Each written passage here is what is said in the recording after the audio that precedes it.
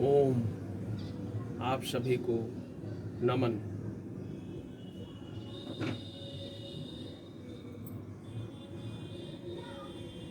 आज योग साधना के क्रम में हम योग के बारे में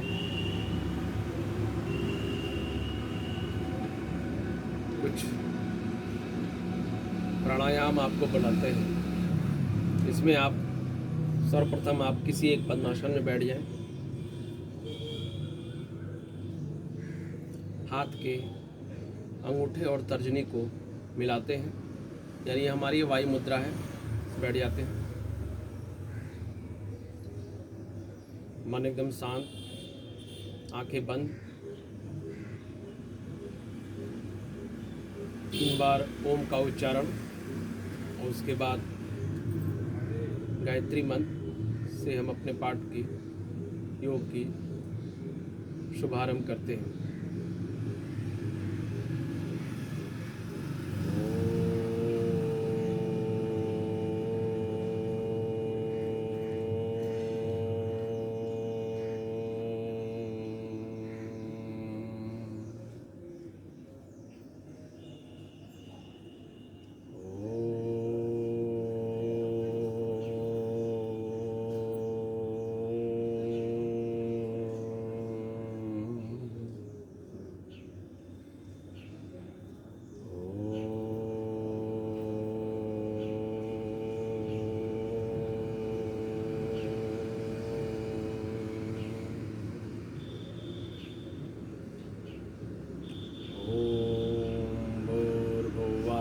स्वाहा तत्सवितुर्वरेण्यं भर्गो देवस्य धीमहि धियो यो नः प्रचोदयात्। ओम। असतो मा सद्गमय तमसो मा ज्योतिर्गमय मृत्यो मा मृतगमय। ओम।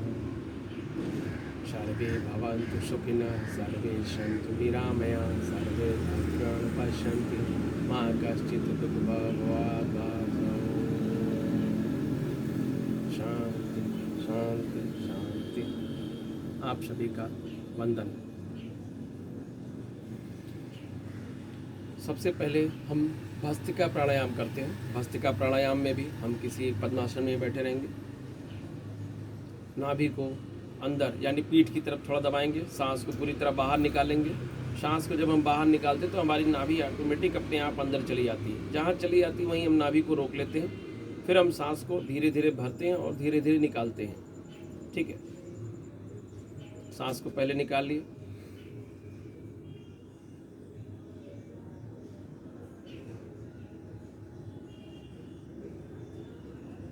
सांसों को धीरे धीरे भरना है और उसे महसूस करना है कि हमारी प्राणवायु अंदर जा रही है और धीरे धीरे बाहर निकल रही है। इसका ध्यान आपको आज्ञा चक्र से ध्यान से आपको इसको ध्यान देना है कि हम कैसे अपने सांसों को प्राणवायु के अपने अंदर भर रहे हैं और कैसे निकाल रहे हैं। भस्त्रिका प्राणायाम, सांस को भरते समय आपके अंदर भाव होना चाहिए कि सारी प्रकृति की शक्तियाँ, ओज, तेज सब हमारे अंदर समाहित हो रहा है। और जब हम सांसों को बाहर निकालें तो हमारे अंदर जो भी निगेटिव एनर्जी है, जो भी नकारात्मक ऊर्जा है, जो हमारी बीमारी है, जो हमारे विकार हैं, वो धीरे धीरे बाहर निकलना है। कम से कम 5 मिनट अवश्य करना है।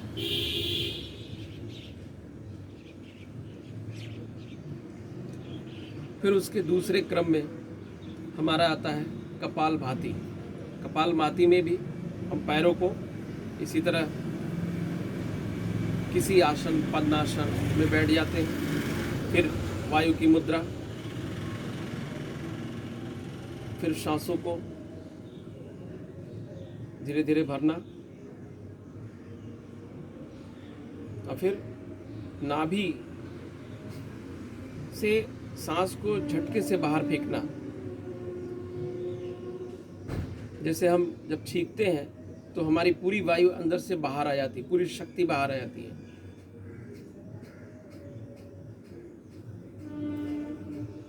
बहुत धीरे धीरे आराम से, शरीर के और हिस्से में कोई एक्टिविटीज ना हो, केवल आपका यहाँ पे नाभि के पास पेट की आवश्यकता है। कम से कम 15 मिनट, 1 सेकंड में एक बार पूर्ण लाभ। पेट से संबंधित कोई भी बीमारी होगी वो अपने आप धीरे धीरे ठीक हो जाएगी। कम से कम 15 मिनट अवश्य कपालभाति। हम अपने अंदर जो भी विकार है उसको हम थोड़ा बाहर निकालना है, और जो स्वच्छ वायु है, ऑक्सीजन है, वो अपने आप आपके अंदर जाएगी। आपको सांस लेने की जरूरत नहीं है। 1 सेकंड में एक बार।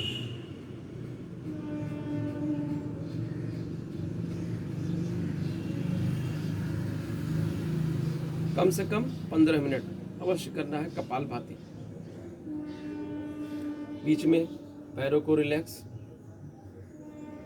इस सब के बारे में मैंने हमारे आप पिछले वीडियो में देखेंगे, मैंने हर वीडियो को पूरा समय देकर बनाया है जिससे आप पूरी तरह उसको समझ सकें। योग के क्रम को कैसे करें इसको मैं आज आपको बता रहा हूँ।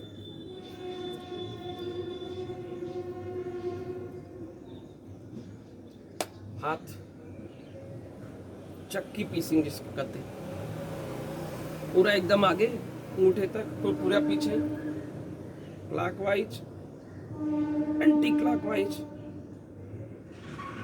कोई भी कार्य करें, कोई भी योग करें, कोई भी अभ्यास करें, तो जितनी बार आप क्लॉकवाइज करें उतनी बार कम से कम एंटी क्लॉकवाइज, तभी आपका शरीर बैलेंस होगा। बटरफ्लाई, फिर अगले, फिर आसन में बैठ जाते हैं,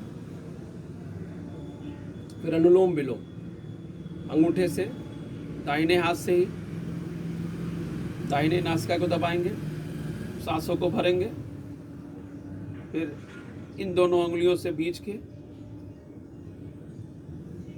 बाएं नासिका को दबाकर दाहिने नासिका के सांस को निकाल देंगे। फिर धीरे धीरे दाहिने नासिका से सांस को भरेंगे,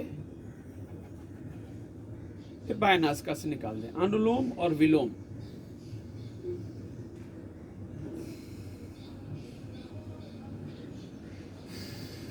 इससे आपका एक क्रम पूरा होता है। जब आप ये अनुलोम विलोम पूरा कर लेते हैं तो आपकी एक साइकिल बन जाती है। कम से कम 15 मिनट अवश्य करना है, तभी इसका पूर्ण लाभ मिलेगा। अगर एक साथ अभ्यास न कराएं तो 5 मिनट, फिर 5 मिनट, फिर 5 मिनट, लेकिन कम से कम 15 मिनट अवश्य करना है, तभी इसका पूर्ण लाभ होगा। सांस को भरते समय एक भाव मन में आवे कि हमारे अंदर पॉजिटिविटी अंदर आ रही है, सारी ओज, तेज, शक्ति अंदर आ रही है। फिर सांस को जब बाहर निकालें तो हमारे अंदर से नकारात्मक ऊर्जा, जो भी गैस, जो भी विकार हैं, वो सारे बाहर निकल रहे हैं। फिर सांसों को भरें। तो एक क्रम होना चाहिए। जब हम अपने आप को एक क्रम में, अनुलोम विलोम से हम अपने एक क्रम को लाते हैं, हमारी प्राणवायु पूरी एक सर्किल में चलती है। तो जब पूरी सर्किल में चलती है तो हम अगर 15 मिनट काम करते हैं, किसी चीज़ को हम एक लाइन, एक क्रम में ला देते हैं, तो दिन भर हम उसी क्रम में रहते हैं, यानी दिन भर हम फ्रेश अपने आप को महसूस करेंगे।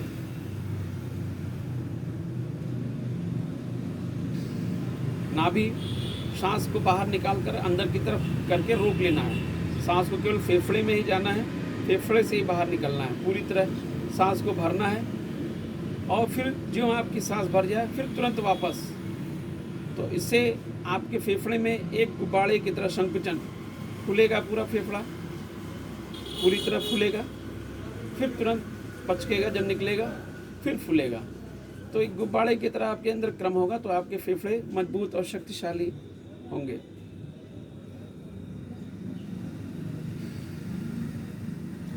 फिर वायु प्राणायाम, एक मुद्रा में बैठ जाएंगे, सांस को पूरी तरह बाहर निकाल करके ठुड्डी को यहाँ लगाएंगे, थोड़ी देर तक रोके रहेंगे। नाभि आपकी जो सांस बाहर निकालेंगे तो पीठ की तरफ, अंदर की तरफ चली जाएगी। कम से कम 3 बार।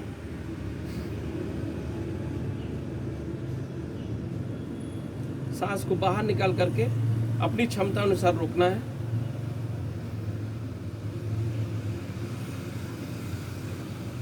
फिर अगला प्राणायाम अग्निसार। सांस को बाहर फेंक कर रोक लेना है और पेट को अंदर बाहर की तरफ हिलाना है।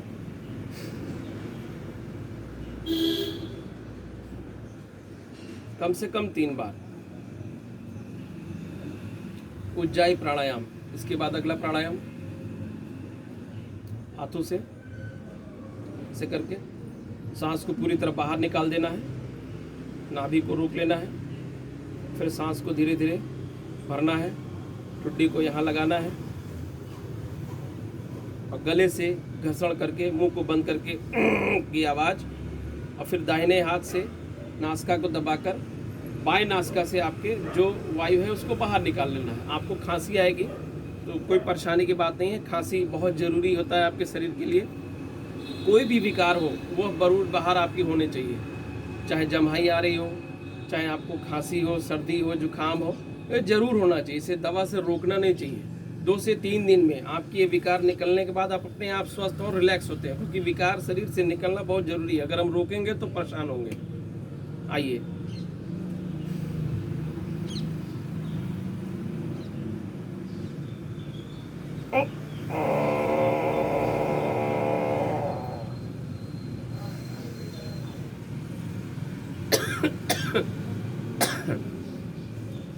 ये सारे वीडियो को आप हमारे अलग अलग मैंने क्रम में छोटे छोटे करके बनाए हैं, जिसके बारे में पूरा विस्तृत आपको जानकारी मिलेगी। उसका आप उपयोग करें, देखें। और अगर हमारे इस चैनल को आप सब्सक्राइब कर लेते हैं तो हमारा प्रतिदिन कोई न कोई वीडियो योग और साधना के अंतर्गत आएगा। जैसे रामचरितमानस के पाठ हो रहे हैं, जिसमें मैं खुद उससे कर रहा हूँ डेली, उसके बारे में पढ़कर आपके बताने की कोशिश। आइए, अगला प्राणायाम सूक्ष्म व्यायाम। बीच बीच में हाथों को, अंगूठे को छूना है, दाहिने हाथ से बाएं पैर के अंगूठे को, हथेली को ऊपर और सर से हथेली को देखना।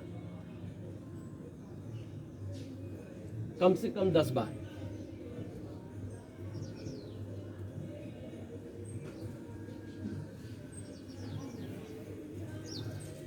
कम से कम 10 बार। फिर सबसे अच्छा 3 प्राणायाम।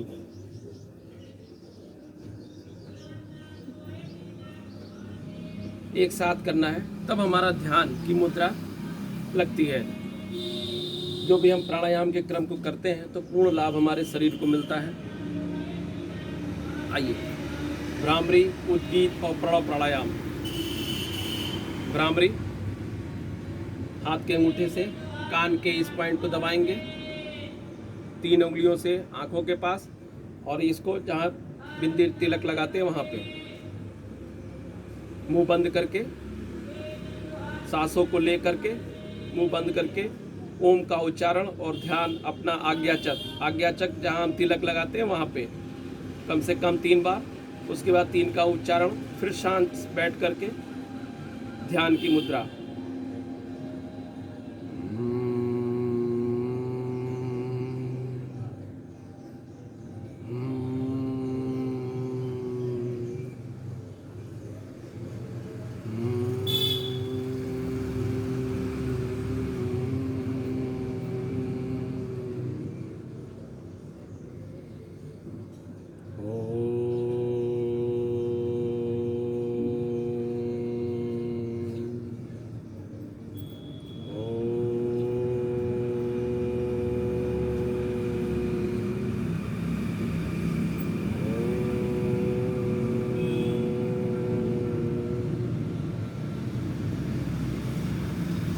मन पूरी तरह शांत, ध्यान आपका एकदम आज्ञा चक्र हमारा यह स्थान है जहाँ हम तिलक और बिंदी लगाते हैं। तिलक हम अगर अपने अंगूठे से लगाते हैं तो यहाँ प्रेस करते हैं, बिंदी लगाते हैं तो हमारे शरीर का ध्यान यहाँ पे केंद्रित हो जाता है। इसलिए तिलक और महिलाओं को बिंदी लगाने से ध्यान केंद्रित करने के लिए यह एक बहुत ही अच्छे उपाय हैं। पूरी तरह शांत, आंखें बंद,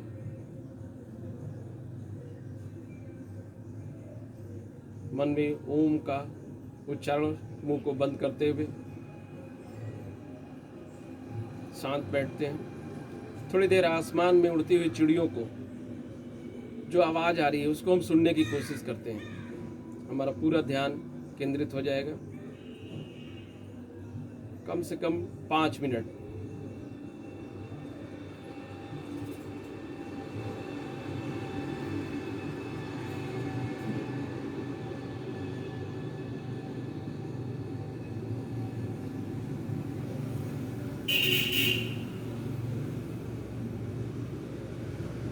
आंखें बंद, हाथों को ऊपर की दिशा में करके रगड़ते हैं। पूरी घर्षण शक्ति जो प्राणायाम से आपके अंदर एनर्जी आई है वो आपके हाथों में आ जाती है। तेज हम थोड़ा घर्षण करते हैं, फिर हाथों को लगाना, आंखों को धीरे धीरे खोलना। प्राणायाम का ये हमारा क्रम पूरा हुआ। अगला हम वज्रासन में बैठ जाते हैं। इसके बारे में मैं अपने वीडियो में पूरा बताया हूँ, आप उसे देखें। हाथों को शक्ति के साथ थोड़ा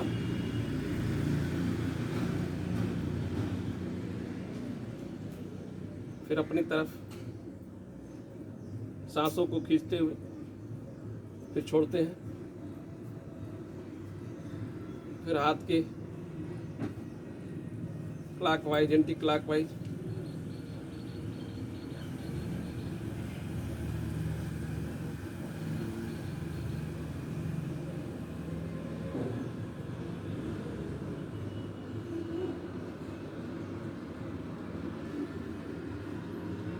बहुत आराम से धीरे धीरे।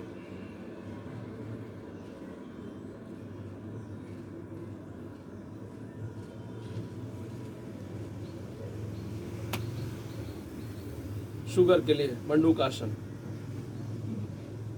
सब हमने वीडियो बनाए हैं, आप उसको देखें, उसमें पूरा आपको नॉलेज होगा।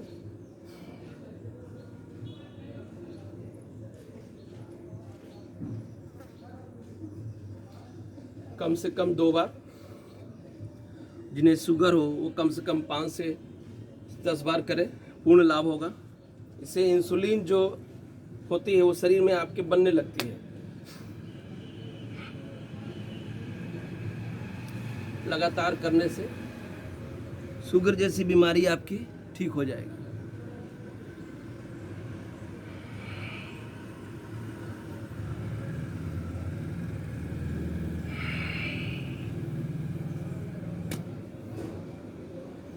योग और प्राणायाम के सूक्ष्म के ये हमारे एक पैकेज था जो मैंने आपको बताया। आप सभी को हमारा प्रणाम।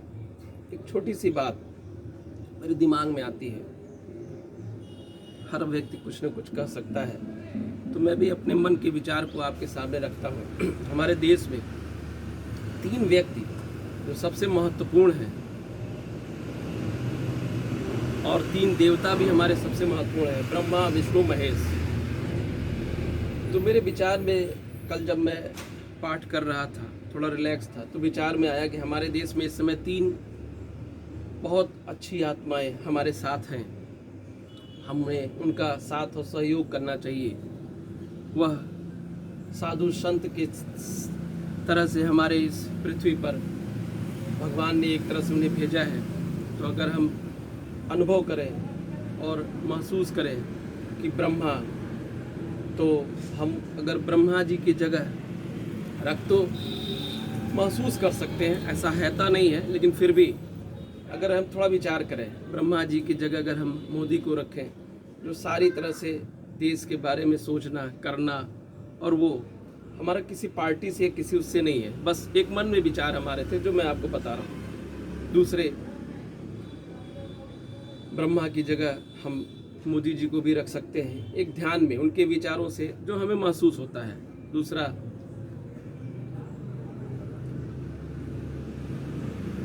विष्णु जी की जगह हम मोदी जी को रख सकते हैं। दूसरा, ब्रह्मा जी की जगह हम पतंजलि के स्वामी रामदेव जी के रख सकते हैं, जो अपने देश के लिए अपने प्रोडक्ट, अपनी चीज़ें देसी शब्दों से बना रहे हैं।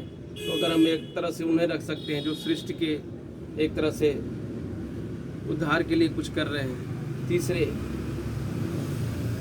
शिव नाथ संप्रदाय के हमारे योगी जी, जो पूरी तरह इस समय बीमारियां चल रही हैं, इस समय जो भी जो चल रहे हैं उनके लिए, अपराधियों के लिए, तो एक शिव के रूप में। तो बस हमारा यही एक विचार था जो मैंने आपसे शेयर किया। ब्रह्मा विष्णु महेश इस समय मोदी जी, स्वामी रामदेव जी और हमारे योगी जी, योगी श्री आदित्यनाथ जी महाराज।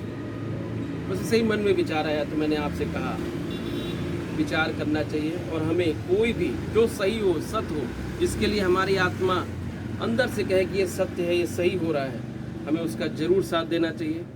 जो हम कर सकते हैं, न कुछ कर सके तो कम से कम इनके साथ खड़े रहें। अगर हम ब्रह्मा विष्णु महेश जिसको हम मानते हैं उनका स्मरण करें और उनके स्वरूप को स्मरण करते हुए ध्यान में विचार करें। अगर ऐसा लगता है तो आप ज़रूर समर्थन करें। हमारा यही है, किसी भी पार्टी से, किसी भी उससे हमारा कोई न विरोध है न कहीं कुछ है। अगर मैंने कुछ गलत कहा हो तो क्षमा चाहता हूँ। आप सभी का नमन और वंदन। हम अपने वीडियो को ही विराम देते हैं। ओम